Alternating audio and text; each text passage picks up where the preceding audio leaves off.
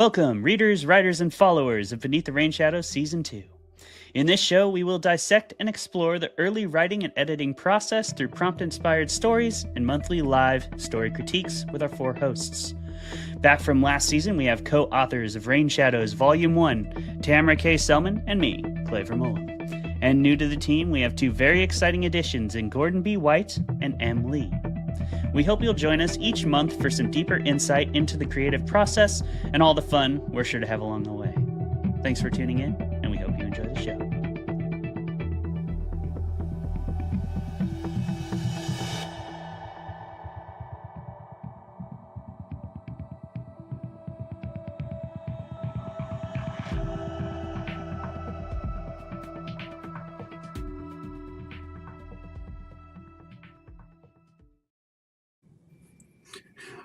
I wasn't expecting that switch to the record. That's right. Real dark real quick. Oh, yes. As other me said, as pre-recorded me said, welcome to Beneath the Rain Shadow Season 2. Thank you so much for joining us. And as pre-recorded me also said, it's me, it's Tamara, Kaye, Sellman, it's Gordon B. White, and it's M. Lee on the microphone today for our first episode of the new season. Now, just a quick refresher of what's going on in this show. Tamara has written a story based on a prompt that we gave her last episode in episode 0. And if you want that full rundown of the critique process and everything like that, you can go back to episode 0. It's live on the Fermented Fiction site, on the Substack, on the YouTube. But yeah, what we're going to do today is we're going to critique that story that Tamara sent. We've all read it. We've all taken notes, and we're all ready to talk about it. We're going to do 5 minutes for each of us. And at the end, we'll talk about sort of the general craft process and the writing process based around the story and based around Tamara's experience writing that story. You can see on the ticker below, too, the prompt that we used to create this story. But just to refresh you, this story is called Mantid Farms, and it was created from the prompt Hitchiker as the horror trope, grain silo in eastern Washington as the location, and Seattle sports fans for the Pacific Northwest quirk. All of our tropes will follow that same format. Welcome to the show, everybody. Thanks for joining us. And we're going to start off with a quick little round of chatter. We have a theme discussion coming up to kind of open up the show. And it looked like you wanted to say something there, Gordon. Yeah, I wanted to say that I appreciate for the location how granular it was. Very granular, yes. But I need it's the specifics. You know, if people are only listening, they do not know that there's a grain elevator picture behind me. So there sure is. Now you're in on the secret joke. And they should have to watch it all the time. You should. You shouldn't just listen to it. You should watch it several times. Yeah. Yes, watch it 90 times, listen to it 100 times. Your dog might like it. Just cut it loose. You can't get enough Gordon's puns. You really can't. And, that's the first of many. I'm very confident about that. Tamara, you did us the courtesy of bringing an opening discussion topic. Do you want to lead us through that? Yeah, it is still, believe it or not, January, and whether you do resolutions or not, it's time to check in and just talk about what your writing or storytelling or narrative or media goals, because we do more than just writing here, are for the year 2026, just as a nice, grounding moment to sort of look ahead and see what we want to be doing. So I'm going to put Emily on the spot and ask her. Boom. What are you doing? What is my year? 2026 going to look like? Well, right off the bat, I'm going to be writing a story for us here probably pretty soon in the next couple weeks. And I'm also trying really hard to get into Views from the Overlook. Have you guys heard of this? Yes. Anthology that's coming out. Jamie Flanagan. I had the pleasure of teaching a class with Jamie Flanagan once. And so nice. It's kind of like a dream to be included in his anthology. It's for the Views from the Overlook, so it's the Shining themed, and think of a good enough story to kind of compete with some of the heavy hitters in that. So that's what I'll be doing mostly. And always working on Stitches, my book. I'm hoping to get it, out into the world this year. That would be the goal. Let's see what else. And all the behind the scenes stuff that we've been doing with PNWA and HWA, just trying to put authors where they need to be. That's kind of my goals. Yeah. And not going crazy like always, just trying to hold it all together because it feels like there's a lot to hold together. Yeah. So what about you, Clay? Speaking of holding it together, because I know you've got like how many balls in the air right now? So what are some of your chief goals? Maybe not all of them, because I don't think we have 25 minutes or 30 minutes. But what are some of your main goals for this year for your own writing? I'm pretty focused on this project for sure. And I kind of want to get back into, I want to try to write a couple short stories for fun this year. I haven't done that for a couple years, honestly, because I've always had some sort of project or whatever, or a class. Like all the short stories I wrote last year were for Richard Thomas's class, and that was great. It was a really productive, fun workshop, but like I didn't write those stories just for fun. I like always had a deadline and everything. So I'm motivated to try and do that. I also have to finish my trilogy for the Voices from the Cold, because I'm about to turn in the final line edits and copy edits for that manuscript of the second book, and that's going to be hopefully coming out in May as long as everything falls together well. So yeah, I mean, starting the third book of that trilogy, I started writing that trilogy in 2019, so it's been a pretty long time coming to finally get to the third book, and trying to tie that whole story up nicely is obviously a huge goal. So I would say those are kind of the chief ones, like trying to write a couple short stories for fun and get published a couple places.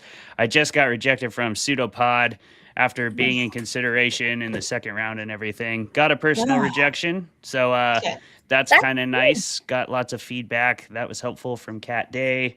So shout out to Pseudopod for sending some feedback. I appreciate that. But didn't get in. One day, hopefully, I will join the ranks with Gordon there and get into Pseudopod.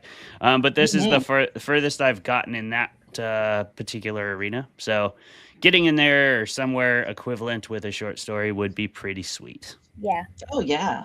I think so. And what about you, Gordon? What's on your agenda? Oh, well, I'm here. So that's big. Yeah.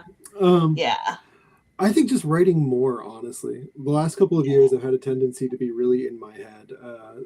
There's like a sophomore slump sort of thing, but I think it's more for me. It's been what's after sophomore? Junior year blockage.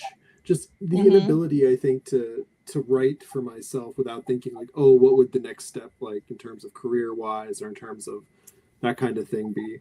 Like the last 2 years, all I've written have been things that have been solicited because I have to, so I don't have time to like get in my own head. So I think I want to just write more. And I went to the talk by Karl Ove Knausgaard recently, and he was talking about like how he wrote so much and so fast to get out of his own head, and then the process of writing, hitting that flow state where he looks at the page, he says it's half literature and half me, and I'm like, that sounds amazing. So I'm going to try to do that, just put more stuff out. And also, too, I think I want to look more at non-traditional publishing methods, like particularly like small things that you can sell directly to people at cons and meetups. Because I think there's so much throttling that goes on with the algorithms. And even with like independent presses, like getting a thing accepted by them to publication can be 6 months to a year. And I think, being able to do things more quickly, more cheaply, and more directly is something I'm interested in sort of building like local ground game rather than always aiming for a nebulous internet audience. So, more but smaller. That's more but smaller. I love that. And I also am leaning into the smaller stuff. I actually recently wrote a little mini essay about Ray Bradbury that I batched with this digital illustration that I made, this digital kind of weird collage, and it just got accepted. So that's going to be in this cool zine project. Cool. Yeah, I mean, it just happened. So I'm also with you on the like face-to-face kind of, trying to get more things that are smaller and more maybe limited edition even. Mhm. I am currently actually working on a zine. It's not for horror, but it's about creative ways to be a creative resistor, how to use your art skills to work for the resistance. So, and it's been super fun. I've actually really enjoyed it and kind of did this deep dive into history and so forth. So I'm working on that. But yeah, for me also, it's going to be a lot of just keeping up, but it's going to be a lot of diverse forms and media this year. So between the zines being one thing, but I also have a couple of poetry films, one of them which is definitely folk horror that I want to finish this year.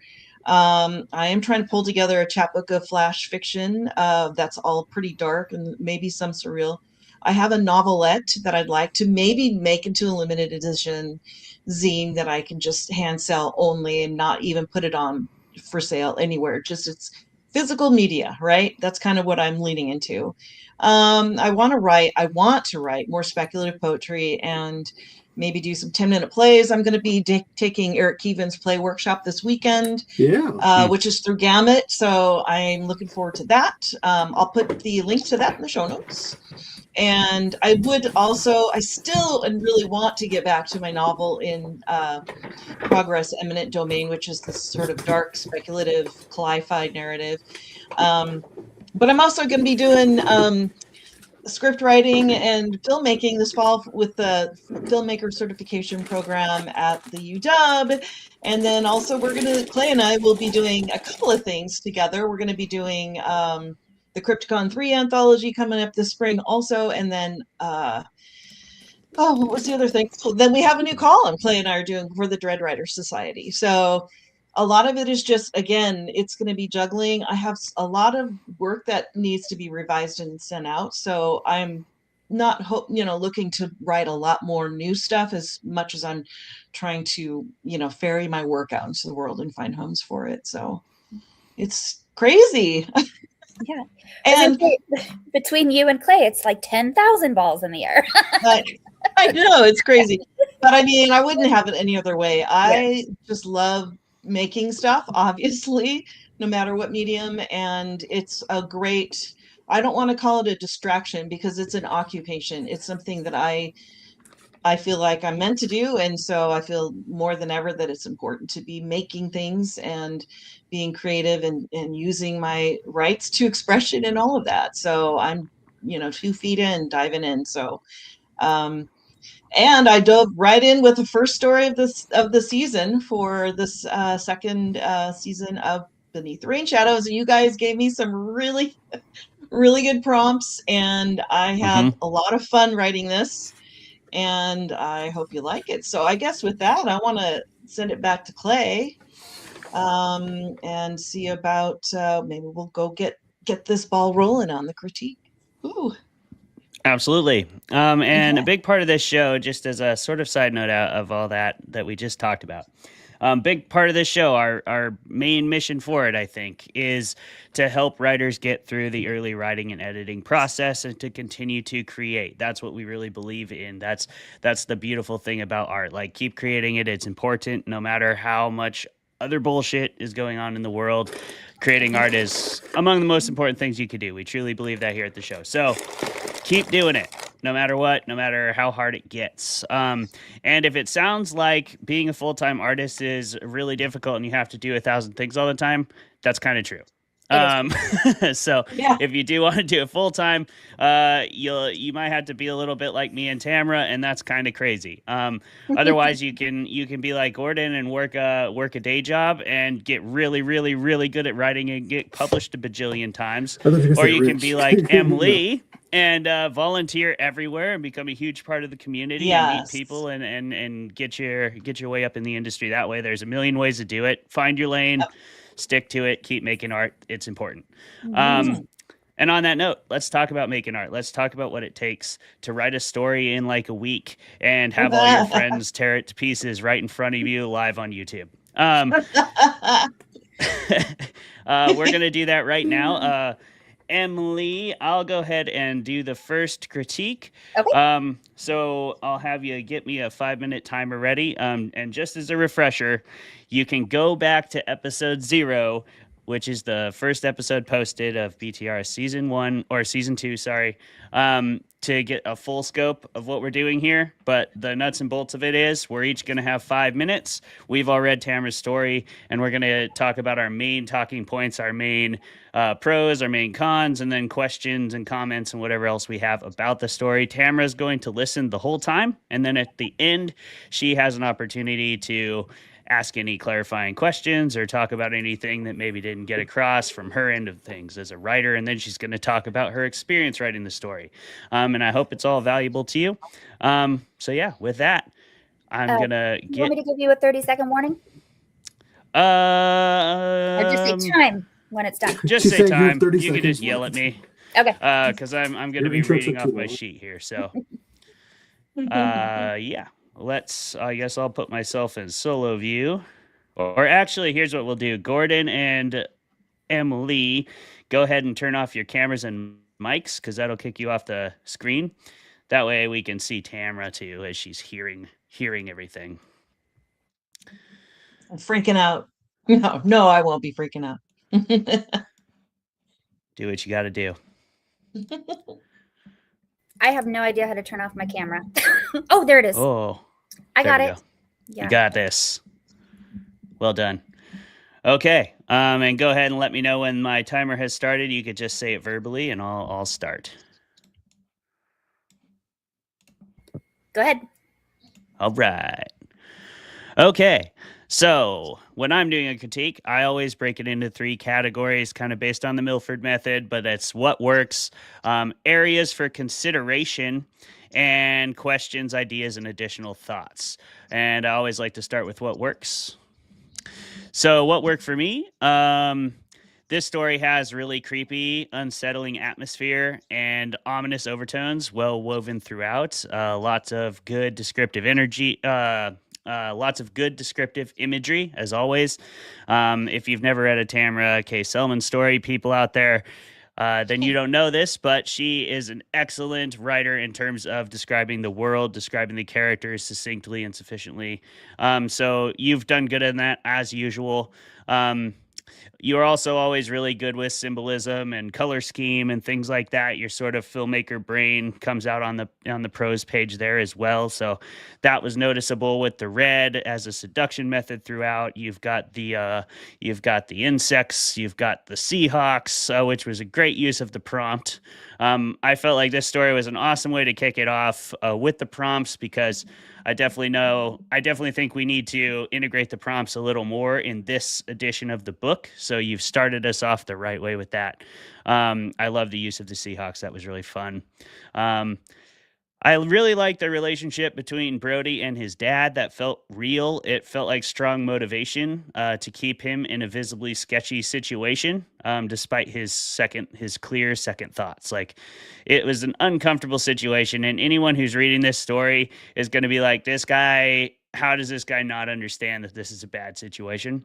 But at the same time, when you're young like that and you got something to prove and you're kind of trying to forge your own path, you do ignore a lot of warning signs, because you don't think about mortality the same way. You don't think about consequences the same way. And Brody, very much that suburban kid that he's clearly lived like not a perfect life, but he also doesn't seem to have lived a super tough life. Like, it seems like he had a roof over his head, food on his plate, that kind of stuff. So he's still got that naivete of a kid who maybe didn't grow up in a perfect family, bit of a broken family, but he had a roof over his head. He's got something to prove. He wants to forge his own path, so he's willing to take these chances. I also love the Garrett character. He felt like a pretty real farmer. So I like that quite a bit. Areas for consideration. Nobody would ever start as a grain elevator operator for like their first job. There's definitely a long way to work your way up the chain there. That's kind of like being a foreman at a construction company. And it's a big job, because, you're loading a grain elevator. The reason those are there is like you're taking stuff from all the individual farms around the area and loading them onto trains and stuff. So you have to know lots about federal contracts. You have to know lots about independent contracts. You have to know international agricultural law. Like, there's a bunch of stuff going on. A lot of grain elevators also like kind of set their own prices and are running a business of their own, obviously. So It's a big job. So I don't think any kid that's never done it would get an offer like that. That's a semantic detail. Lots of these are. I grew up on a farm, so there's lots of that. You wouldn't call it a pig house. You'd call it a pig barn, I think. I mean, at least I've never heard it called a house. In fact, that's like a joke in Breaking Bad when Jesse looks at a barn and he goes, "Hey, there's a cow house over there," and Walter White's like, "A cow house?" You know? So like, it's called a barn. Also, grain silos and grain elevators are definitely different things. Like a silo, there's not really anything in a silo because the only thing that goes in it is grain. And it's like if you've ever poured grain into something, it gets in every single crack, every crevice. If you walk in it, it gets in your shoes. I literally picked grain stuff out of my socks today, from like harvest last year. So it gets everywhere. And you don't have ladders or anything extra in there. It's literally just steel and concrete and maybe the auger in the floor, which is used to funnel it out. But we could talk about that later. A big thing for me was the Gina character. I thought she was very ominous and creepy, but she was also kind of confusing to me, and she bumped me out of the story a bit. I took her as a seductress. She's got the red dress, which, stands out for sure. If you're walking around a farm field, you wouldn't usually be wearing a dress unless there was like a weird reason for it. She's just a weird character, and she's kind of described that way throughout, like off-putting and strange. But I don't necessarily have much of a understanding of why. Like he says he's put off by her, but I don't really get why. And then sometimes it's referenced that she seems kind of drunk. To me, somebody who grew up with like an alcoholic father wouldn't really be questioning that. He would know. I feel like he would have a really good sense of that. And it probably would be more than off-putting to him. It'd probably be like really like he'd probably make it mad, and he probably wouldn't want to talk to her or trust her, I would assume. If That's he's 5 minutes. especially okay, thank you. So we're gonna have to tighten that up because I had a lot more to say. But that's the way it goes with a critique group. Yeah. I can send you the rest in my notes, and I have notes all throughout. But yeah, there's a whole bunch of stuff. So All right. we'll move on. Thank you. Thank you. Oh, Emily, you can come back on the screen, and we'll have you go next. All right, I'm going to try and look at the timer and do this at the same time. Okay, Tamara, you did a hell of a job. I absolutely loved this story. With Gina in the red dress, I felt like that ticked so many horror notes for me when I started reading it. It was like, bing, bong, just like to think of a red dress in the middle of a field. Like it's not necessarily scary, but it's unsettling. And that's what I love so much about this story was it almost kind of felt like your setting was also another character in a way. Like the setting was very ominous and unsettling, and I absolutely loved that. I loved the pace throughout. I thought that the tension built really, really well throughout. The hooks that you kind of put in there, you did a really great job. Again, I know Clay said this with the Seahawk imagery, especially how it ties in with the end. I think I put this in your notes as well about how, the man in the eye and all of that. And I thought that that was amazing. And those hooks, I think were really strategically placed beautifully. That ended up to like a really kind of satisfying ending. So that was amazing.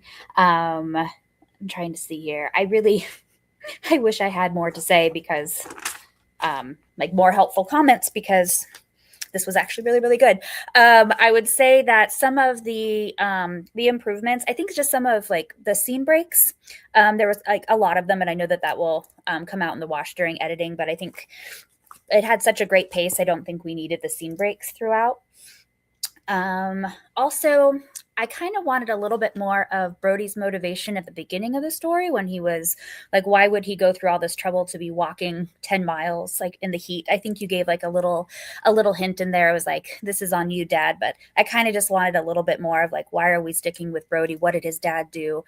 And again, kind of like what Clay said is like, he's a young kid. He has something to prove. Why in the world would he stay in this really odd, strange situation? And again, I know that Gina was kind of the odd one. She was the one that was kind of a little unsettling.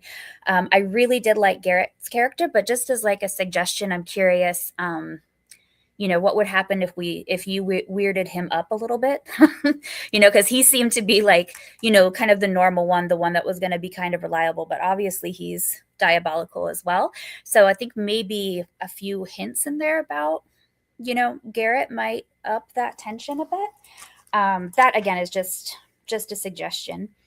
What else was I going to say on that? Sorry, I've got so many notes. But yeah, I think that the way that you set it up structurally was just made for a very effective story, and one that I didn't see coming. I knew something bad was going to happen, but I didn't quite pinpoint it until the end, and I adore stories like that. That was absolutely beautiful.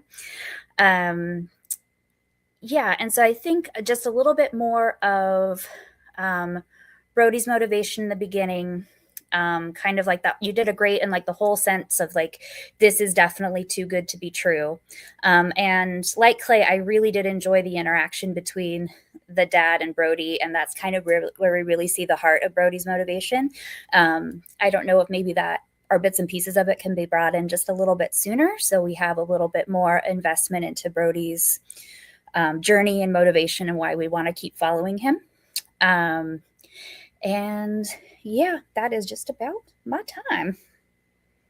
I think, yep, my time. Well done. This was a doozy to start off with. It was good. Oh, and you hit all of your prompts within like the first couple of pages, which was amazing. Killed it. Killed it with the prompts. Check. Yeah. I was like, you got him. I was like, I didn't even have to search for those. That was great. Thanks. All right, Gordon, you're up. All right. And Emily can tell you when to start once she gets off the screen. I will pass along that when you do critiques, one of the helpful things is if you go second or third, rather than just restating everything, what we used to do in Clarion West is we would just say ditto. So yep, it totally. saves you the ability to not do the same things again and again, and you can just move on to be meaner. So anyway, I'll go ahead and get started. Let's say now. So unlike Clay, when I do critiques, I like to just sort of go off the cuff, which is a lie. I had notes. But so to start off with, I'm going to ditto everybody. I really love the way you create the setting. Your use of specific details is really good. One thing that you do really well that I think a lot of people could learn from is it's not just describing what things looks like, it's using their proper names. So like using like the names of plants, the names of trees, the names of species of birds is a really good way of developing specifics. And it gives you that sort of authority, which is what we think about when we think about authorial voice. I really love the weird elements that you have here. And it's not just the symbolism of it, because I think the red for seductors, that comes out, but that it's a red dress, which is totally at odds with the farm, is amazing. It's something that it's almost Lynchian in the way that it doesn't quite fit, but it's elegant in its own way. Like if it had been a red shirt, the same symbolism would have been there, but the unease would not have been. And there's a lot of things like that, like the inability to sort of pin down like what Garrett and Gina's relationship is, I think was really good. The things she says too, like there are times when she talks like in a way and you're like, what is this dialogue coming out? It doesn't quite fit in with like the appearance she's giving off, which I think is a really interesting thing to do. And I'm a big fan of not explaining everything. I think that intentionally leaving some productive ambiguity in these kinds of stories is much more effective at creating atmosphere. Also, too, I'm going to ditto people's like of the Seahawks motif. I thought it was really well used. I thought it tied in, as M said, with the lore of the original symbol as well as the ending of the story. I thought it was really good. One thing, though, I sort of wondered is I noticed there's steps where you're trying to account for horror. Things like he loses his cell phone at the very beginning. And I wonder, does this need to be set in the present? Is there anything there that we get there? Like the Seahawk symbol the current iteration came around in like 1975 or 76. So you could play with the last 50 years of time frames. And also, too, I'm going to go against the grain and say I didn't much care for Brody and his dad's phone call. I think that it told us exactly what we already knew about his relationship. It was more details, but it felt like a scene from a novel in a short story, and it just felt too long. I don't think it twisted or added any new complications. We already knew he didn't get along with his dad, and then we just saw it. And so when you're trying to, keep things either at a marketable length or just tighten up the pacing, I don't know that it needs to be there unless it's doing something else. Also, too, I don't know why these people would have let him call home. Like, it's not a spoiler to say something bad happens to him. So the fact that they're like, oh yeah, call your dad, tell him where you are, seems a bit unwise on their part for being manipulative. Ditto. Also, I did like, though, that Garrett seemed very helpful. And at first, like, the offer seemed very basic. It's like, you can just stay here and, you'll get a free motorcycle that's been left around and some money. I was like, that seems realistic. It's like, we can give you benefits. I was like, things are starting to get weird here. But I will say, like, I want to talk about the ending while I have some time, but I don't want to spoil it for anybody. But I'll say that there are sort of two reveals here. And one I think is really cool and really interesting and really surprised me. And one I saw coming from literally page 5. I put it in my notes. But I'll tell you what, like, for all genre readers, they're all looking for genre clues. And as soon as somebody says, and livestock, we all go, okay, well, I get it. Like, the livestock is either people or they eat people. And from then on, everything we're seeing, we're just like, okay, how is this going to play out? So I think that, like, there's a very cool reveal here. And I think that maybe, one of the things we do when we write under pressure or write fast is we sort of sometimes default to the thing we know already. And so we've seen this story before. And I think that part sort of undercuts the really cool and interesting thing that your story is otherwise doing. So I might challenge you when you go back to see if there's a way to sort of streamline that and focus in on the really cool and different part. And then the part we've already seen before, you maybe just issue entirely. Hey, that's 5. I think that's 5 or 4. Whatever. I'll let you have a minute off. I'm generous. You're just about there. Yeah, I think that's a really good point. I want to piggyback real quick, Gordon, because I had the same exact, I didn't quite get to it, but same exact feeling about the reveals at the end. And I did have a cool idea for how you could combine them. But you know how birds, like, they eat their food and then they regurgitate it to their babies? I mean, you could accomplish some of the same stuff if these birds are, like, literally regurgitating stuff into the pigs. But that could be kind of fun, especially since you're playing with all those symbiosis, like, themes and stuff. But that was one fun idea I had, because I was with Gordon, not even too. into the pigs. They're just doing that to make the sausage. Yeah, yeah, exactly. No wonder you got sick from it. Just into the casing. Gross. No wonder he got a tummy ache. Yeah, exactly, Right? exactly.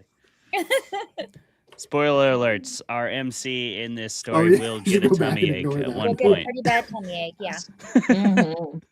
Mm-hmm. Okay, and now, as per the critique format we're using, we're going to pass it over to Tamara for her to ask clarifying questions of us, for her to clarify things, and for her to talk about her process of writing the story. And that doesn't necessarily have to be timed 5 minutes, because we're about 30 into the show. So go ahead and talk about your story, Tamara. How is writing it? What do you have to ask of us? Or what can you help us understand that maybe we didn't? It was really fun. Did have concerns about the ending once I had the story figured out, because I didn't want to give away the ending. So I'm really going to deep dive your notes and your suggestions and see how I can make that work out.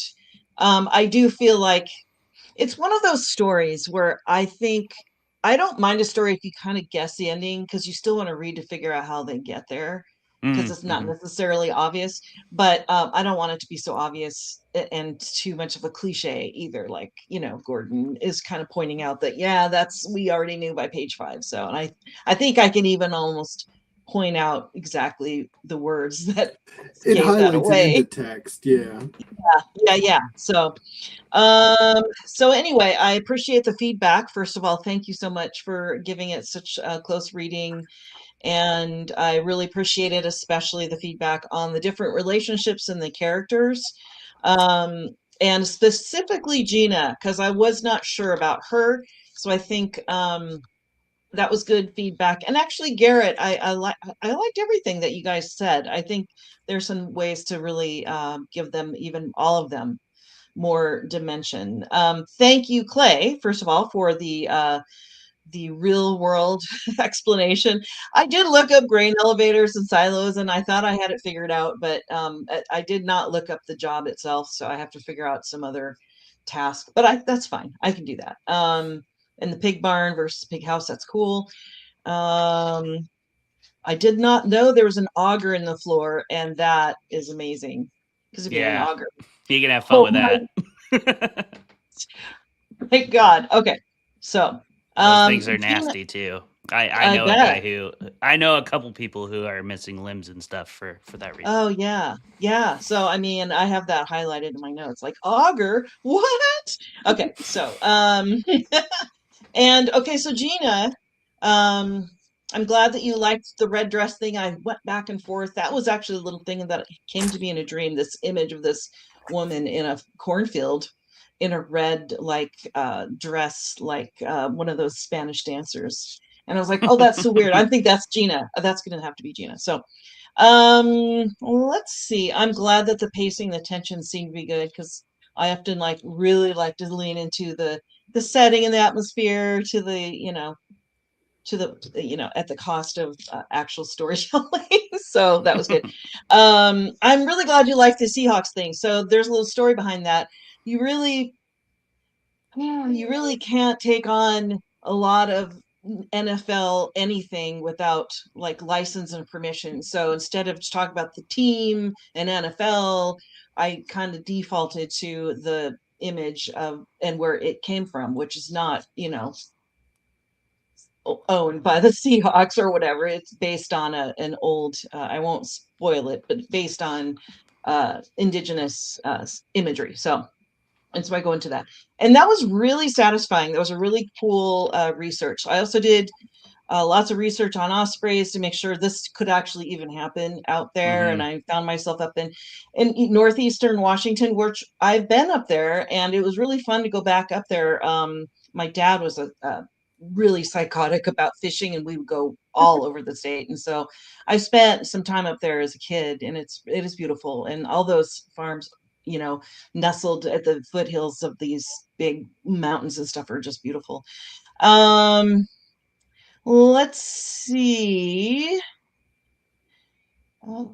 I have lots of notes. I always keep a lot of notes as I'm going.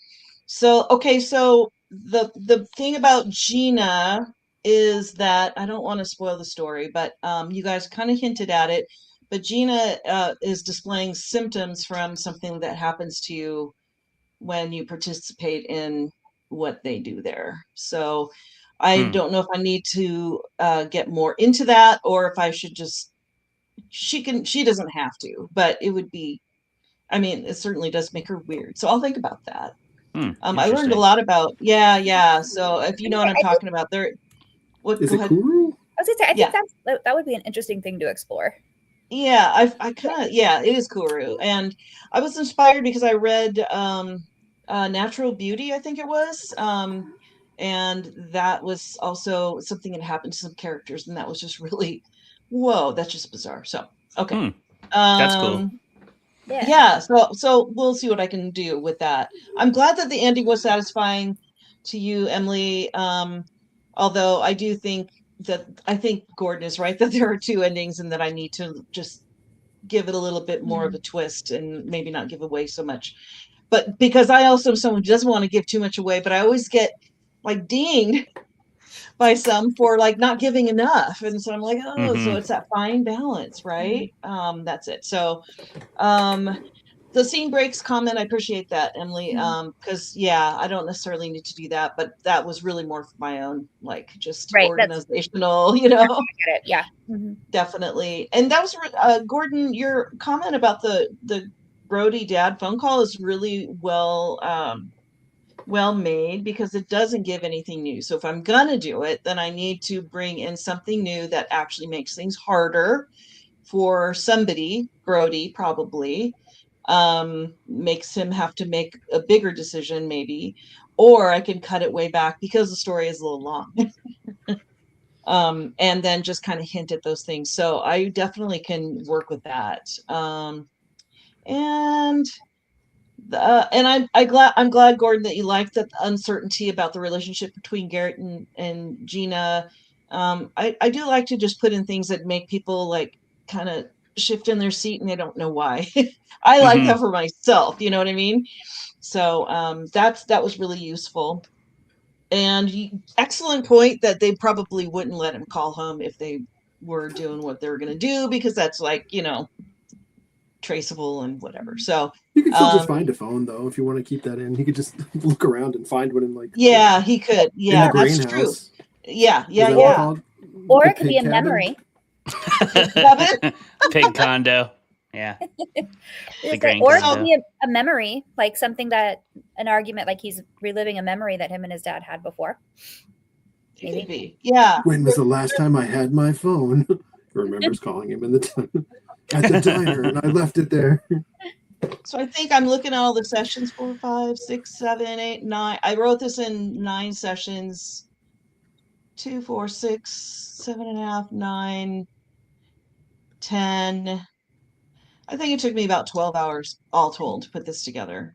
Okay. And a lot of that was just research, and it was really fun research. And I must say, Gordon, the reason I love that specificity too. And it comes from doing that research and not just like being general, but saying, okay. And then when you do study like the habits of ospreys, and those details that came out of that research are so useful in the story. In a couple of ways. I mean, I was able to really mine a lot of stuff. So I highly recommend any writer to, go in and just noodle around in some pages and learn about some animals or gray mantids or whatever, and see what comes up for you that creeps you out. So anyway, I actually have some really great leads on how to revise this, and I'm super excited, and I really appreciate the feedback. This has been really helpful. Thank you. Yeah. You're so welcome. I think that's a great point about the research too, and Gordon brought it up as authorial voice. But yeah, the word authority, author, they're literally from the same root word. And you kind of do need people to trust that you know what you're talking about with that kind of stuff. I imagine bird people are about like gun people, just having met an ornithologist or two and seeing bird watching groups. But like, I'm sure when you send this story out, if your osprey stuff isn't airtight, they're going to be coming after you, the bird people. So seriously, and that will happen. Birds ablazing. Birds ablazing. Just as like, so Tamara, this is a fun thing I did while reading this story. When you showed us the reveal at the end, there's a reveal at the top and a reveal at the bottom. So without spoiling anything of the silo, the thing at the bottom of the silo, I did the math, or at least some approximate math. How cost-effective would this be? Yes. How like, having stood in many grain silos in my life and cleaned them out my whole life, I think you'd need like 200 bodies down there. At least. Well, also too, and like that's assuming you're not sending them out. Yeah. It would be a lot. It would be a lot. Sorry, I what were did you back saying? the envelope math on like how much animals eat, and like how many you would need, and like how many people would have to. And I was like, that's quite a few. It was like it's probably not cost effective in the end.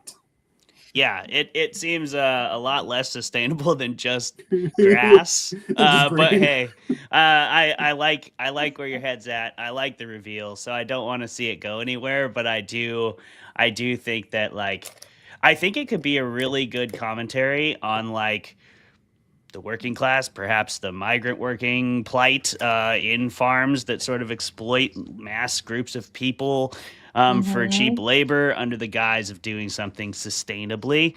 So you could have a lot of fun with that. And that's in my notes. But anyway, I just thought on that note of research, I did that math as well. And it was kind of ridiculous when I really thought about it. I was like, what does it look like when 3 people stand in a grain bin? And how many would it take laying down for there to be a pile big enough that... yeah, exactly. And I did actually think a little bit about that, but I was like, oh, I got to be done with the story and send it off. So that's part of it, but that's okay because it's only a draft, and so I can go back and revisit that. So, and I know you guys already have some good suggestions for me. for how to tweak that and make it work and make it sound, because I want it to be logistical. I want it to be logistically sound, right? Mm-hmm. It's got to it's got to be believable. So, well, or maybe not. I mean, there's a lot of like, Tales from the Crypt that's not believable, but people love that anyway. So, death and murder and I think with gruesomeness those is things, fun. with that, as you mentioned, though, it's always a balance then of tone and,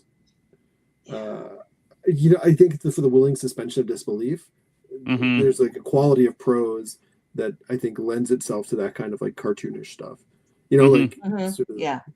I mean, not always. I mean, you can have a really interesting effect of doing something bizarre and like outlandish in a very straightforward, straight-faced voice, but you're going to get a lot more resistance from people who are not as cultured as us.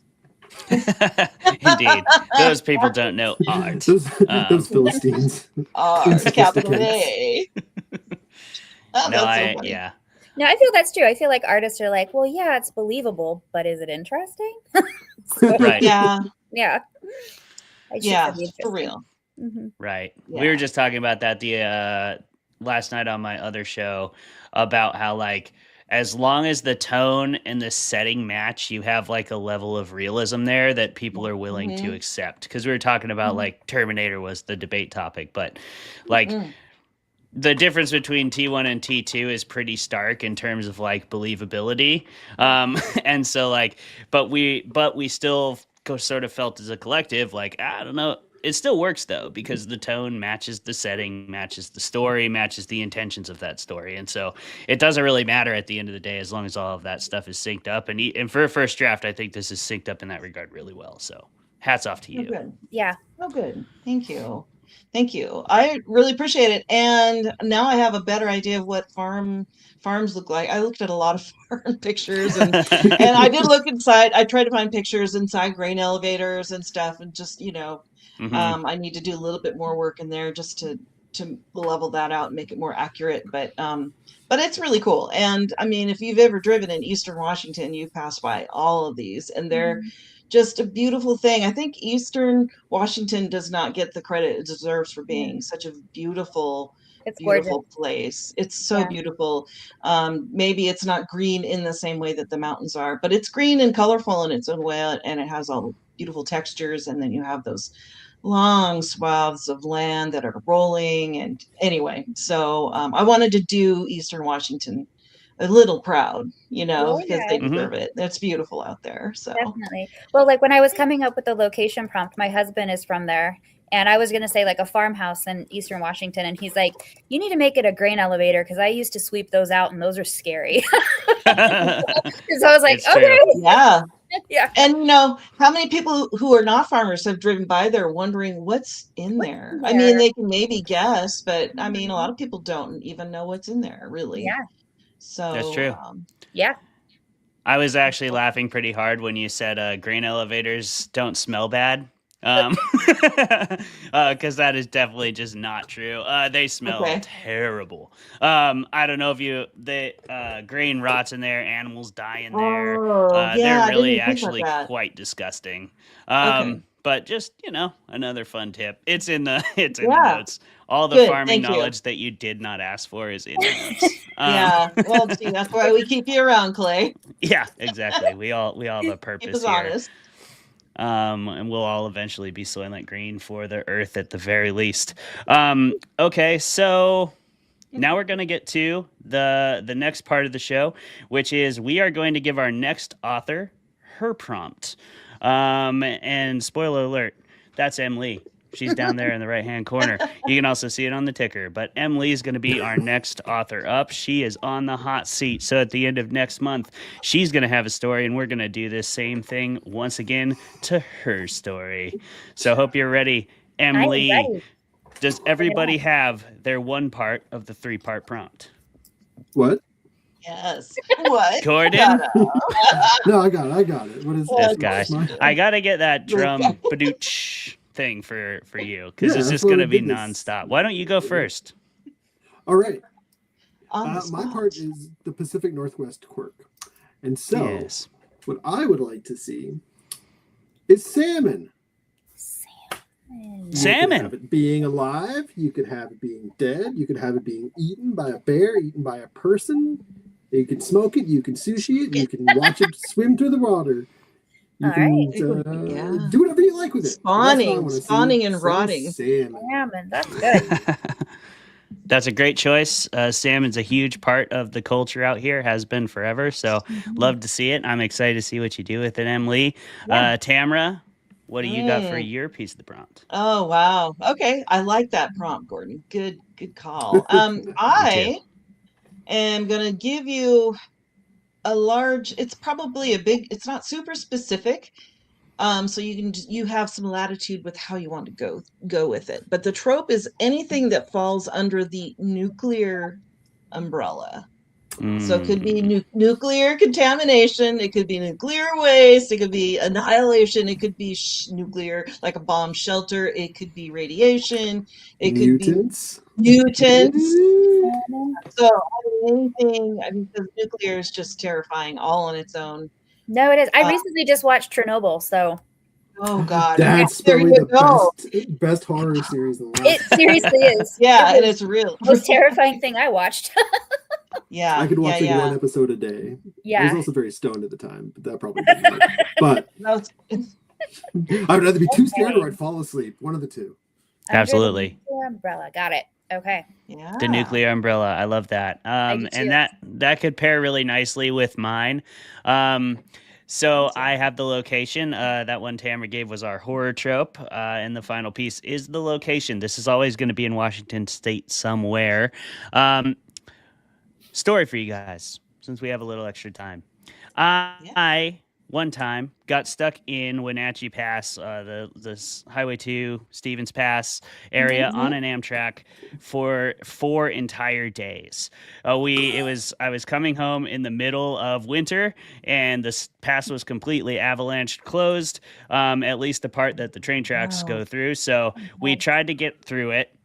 We got stopped, and the snow was literally like up to the second story windows. It was so high on both sides of the train. So they had to bring in a freight train and tow us back to Wenatchee. Then they tried to plow it. We tried to go again. We got stuck again. This whole time, we're all just sitting on the train, getting no information. The Amtrak cafe had shut down. So there was no food. And then Amtrak doesn't really do water anymore. Don't know when the last time you were on a train was, but it's not great. I don't know how that place keeps running. It's clearly a front for something else. They pulled it back out. And then we were in Wenatchee, and they put us in a hotel for the night. The next day we were going to try it again. They're like, that's not happening. They took us all the way back to Spokane, where you can get on the train instead to Portland. So we had to go on that, and then up from Portland. It took the total of like 5 days. I missed like 3 job interviews that weekend. It was crazy. So Amtrak. I'm giving you the Amtrak train, and you're stuck anywhere. You don't have to be stuck. You're in Washington, though, on the Amtrak. It goes from Seattle down to Portland, and it goes up to like basically Highway 2 over to Wenatchee, and then across to Spokane. So anywhere in that you can be. Yeah. Nice. All right. Ooh, that sounds like fun. I took the train down to Portland a month ago. It was delightful. I love the train. It is fun. Yeah. But I've never gone to Wenatchee, and that's why. I love the train too. I truly do. And that was why that was such a bummer of a trip. I still take it when I go home to Harvest, because that's in the summer. And it doesn't get stuck in the pass in the summer usually. But I no longer take it in the winter, because I've had 2 bad experiences, and that second one was very bad. I mean, although I will say it was a fantastic thing to experience. You truly will witness in a situation like that how quickly the society just breaks down and people start to make their own rules. I mean, people were done with it. God. And I was worried there was going to be an actual mutiny. Like it was fascinating. It was fascinating. Wow. So yeah, don't take Amtrak in January. Just don't do it. Yeah. Or maybe not even like in November when they're having the what do they call the rivers, the atmospheric rivers, and they flood everything out. I'm sure that probably happened this last fall too, right? Yeah. Probably. sound advice. Yeah. You definitely would not have wanted to be on the train during all the floods and that terrible time period this year in Washington State. Hopefully everybody's doing okay in the aftermath of all that. That was nasty, and I'm sure we're still dealing with it. Highway 2 is still closed, which is insane. One of our most That's major insane. highways Yeah. across the mountains. Oh, Yeah. yeah. But yeah. How do you feel, Emily? You feel good about this prompt? Are you excited? Are any ideas churning already? They are. I'm like, I feel the wheels turning. I feel them turning already. Unlike Clay's train. Unlike Clay's train, I'm Yeah. gonna get somewhere. Yeah, that was. No, I'm excited about this. I think these are all great. Ooh, Oh, it's yeah. kind of fun, I think. Yeah. Tamara? Nice. Turns Yeah. out. Oh, sorry. Go ahead, Emily. I was just gonna say, we'll see how it turns out. Right on. Absolutely. I can't wait to read it. I know it's going to be a good time. This is a fun combination of prompts. So hoping to see some irradiated salmon eating Amtrak employees, but it's your story and we'll see where it goes. Yeah. I mean, if you see the Tamara? chowder you have on the train, we could have irradiated salmon in that for sure. That's true. I mean, you could. We always joke about how the equivalent of a French dip on the Amtrak train is the hot dog and the Ivar's. Gross, dude. Oh my God, that sounds horrible. Just like a Oh my beef God. cup of soup and a Yeah. hot dog. So Oh my Gordon God, is that's too clearly in funny. the hot dogs are a sandwich camp. Whether you agree with that or not, go ahead and throw it in the comments. Let us know Oh, what man. you think. Yeah, right? Or if that's Tamara. not cultured enough, what is taco sandwiches? Let's get that. Oh man, That's a you tough guys. one. I used to be a food writer and cookbook editor, and these are things we would literally argue about in like, meetings. Like, does that go in the sandwich category, or does that go in the appetizer category, or does that go in the breakfast and brunch category? Hey, I mean, there's a strong case to be made for the taco, you Yeah. know, but I'm no professional, and I'm sure a professional would make me look real dumb for that. You could also make the same argument, though, that a tortilla is just a utensil, you know? True. That's true. if you're using it Edible, right, properly, yeah. that's usually how it kind of rolls. Tamara, any closing thoughts on the story process here and what you learned from the story today before we take it out? No, I think I gave you pretty much the whole shebang, and I was really glad to have a story to write this month, so I have something to put my mind toward. So good way to start the year. I feel like it's just been a really good way to start the year, and it's been a really good start. I just have I've gotten like 6 acceptances in like the last job. month. So That's So- Yeah, and you've I- been on fire. it's another like just avalanche of things, and I do have a cool. I'll put a link in the show notes about a little piece I wrote about podcasts from the shadows, which I wrote for the Aqueduct Press blog, and it was just a survey of the dark themed podcasts that I really loved in 2025. So I'll put a link in there, and that's through Aqueduct Press. So, but yeah, it was a good time. I really enjoyed it, and I was glad to. Those are great prompts, so thank you. That was really Yeah. cool. Awesome. Well, great work on the story. Thank you. Again, just for everybody, as we close out the show today, thanks for riding with us on Beneath the Rain Shadows, Season 2, Episode 1. All these stories eventually will be put into a collection, and it'll look, something like this. This is the first one. Last season, in Season 1, Tamara did these by ourselves, so we just traded off on prompts and stories every month. So there's 6 from me in there, 6 from her. That's Rain Shadows, Dark Tales from Washington State. You can find it online. You can find it on our website, rainshadowstories.com. And if you want to be a bigger part of this conversation, you want to learn more, you want to ask us questions, you can do all those things at our website, rainshadowstories.com. It'll be in the show notes. Thank you so much for tuning in, and we hope to see you at the end of next month. We'll be here the last Wednesday of every month with a new story critique and a new author writing that story. And until then, we'll see you on the other side. Thank you. Goodbye.